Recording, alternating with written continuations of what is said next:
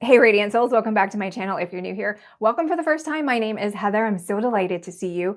If you're someone who is interested in developing your intuition, working with spirit guides, and you want to move beyond angel numbers, signs and symbols, random synchronicities into something that is a little more reliable and a little more elegant in the style of communication, I want to share one of my top tips that I use every day to connect with guides. So I've had a team of guides with me throughout my entire life, many beings, more than I can count, and it changes from time to time. But when I'm working as a practitioner with others, I not only have my team of guides, but I have their guides as well present during the session.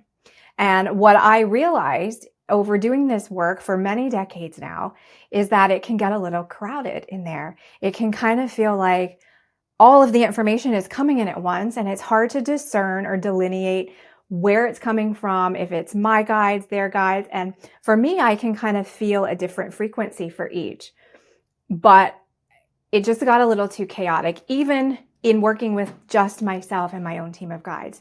It was hard for me to trust the information that was coming through because it didn't feel organized. It didn't feel like it was coming through in a certain pattern. And if I could recognize the pattern it was coming in through, it felt like I could say, oh, that's so-and-so. I know what topic they usually communicate with me about, or I know a little bit more about them. And so I know a lot of you are looking to connect with your guides. Before I get to the tip, I want to personally invite you to join me in my upcoming class in June, Connecting with the Guides, where we're going to dive into so much more of this information. So if you like what you see today, check out the link in the description box and come join us for 4 weeks in June. Every Saturday, we're going to have some practice sessions. We're going to roll up our sleeves and get together and learn about connecting with guides. But back to the tip for today. In order for me to determine the different guides, which was important for me, and it may not be important for you.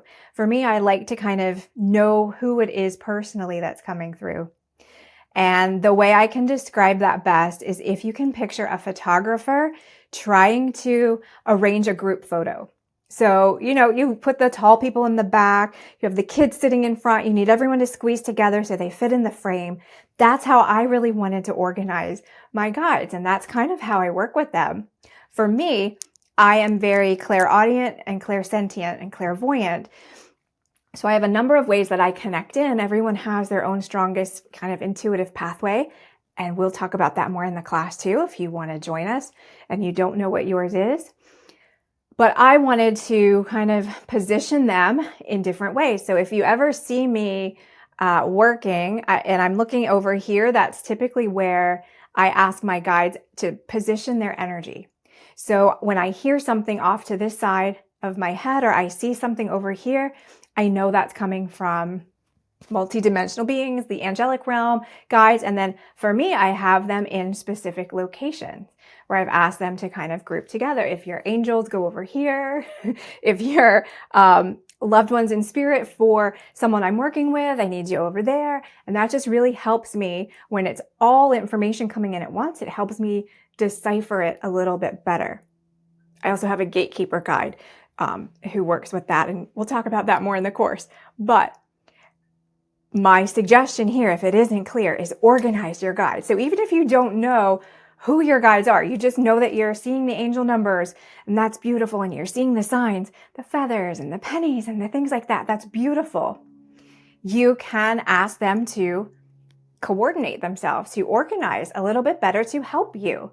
If you can imagine walking into a stadium and hearing all those conversations, and you need to find one piece of information, it's going to be hard to do that.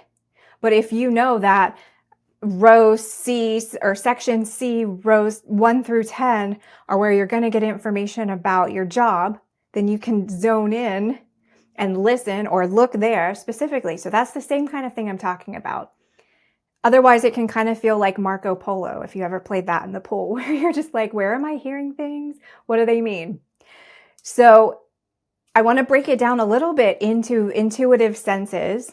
So if you're primarily clairvoyant, what this can look like for you, you can ask your guides, or you can establish, whichever way works for you, different colors, different patterns, or like you heard me talk about earlier, different areas. You can say, if you are In the angelic realm, can I see your energy or see an orb or whatever way you're receiving information already?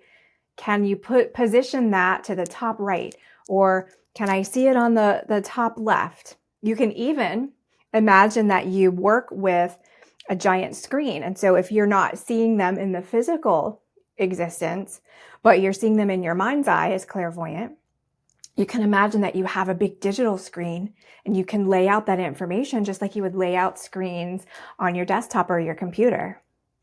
If you want to communicate about health, put it over here. If you want to communicate about abundance, put it over there. And you can organize that and then make a daily habit of checking in on your screen and see, do you see messages flashing? Do you see different things there? Do you see text, images, things like that? Organize it. If you're primarily clairaudient or you like to work with your clairaudience, you can assign different tones for your guides, different sounds. And that might look like, I don't think anybody wants to be announced with a trumpet, but maybe I have some very dramatic guides, so they might like that. I made the mistake one time several years ago of asking for a ding to be like, if you guys really need my attention, let me hear a ding. And then I would be out in public and people would get text messages. And it was hard for me to like separate that because that was the same tone that I was hearing when my guides had information. So we changed that and I reworked it because it just wasn't, optimal for me at that time. If you're someone who is primarily clairsentient or you like to work with feeling things, for this one, I wouldn't recommend like certain emotions as far as clairsentience, but more feeling. So if a guide if I can feel you over my left shoulder, if that's the angelic realm, or if I can feel a warmth or a flush on the right side of my face, then I know one of my guides is trying to reach me. You can assign different things like that there. So that's just one of the ways that I highly recommend you work with your guides. It will help you also feel more in control because it's a partnership. You're not just inundated with messages. That can be a little tricky to understand them, to expect them at certain times because it just feels like they're incoming whenever and it's kind of random. So anything you can do to kind of organize. And sometimes I tell this to people and they think that it's taking all of the fun out of intuition. But I promise having that structure can be really helpful because then it frees up your energy to tune in a little bit better and get the nuanced information back and decipher it for yourself. So I hope you found this helpful. I just wanted to really quickly come and share that with you. It was on my heart today. And I hope you enjoyed it. If you find it helpful, leave me a comment below. Let me know. If you want to join us in class in June, check out the link in the description box. And I hope to see you there. Have an amazing day and I'll see you soon. Bye.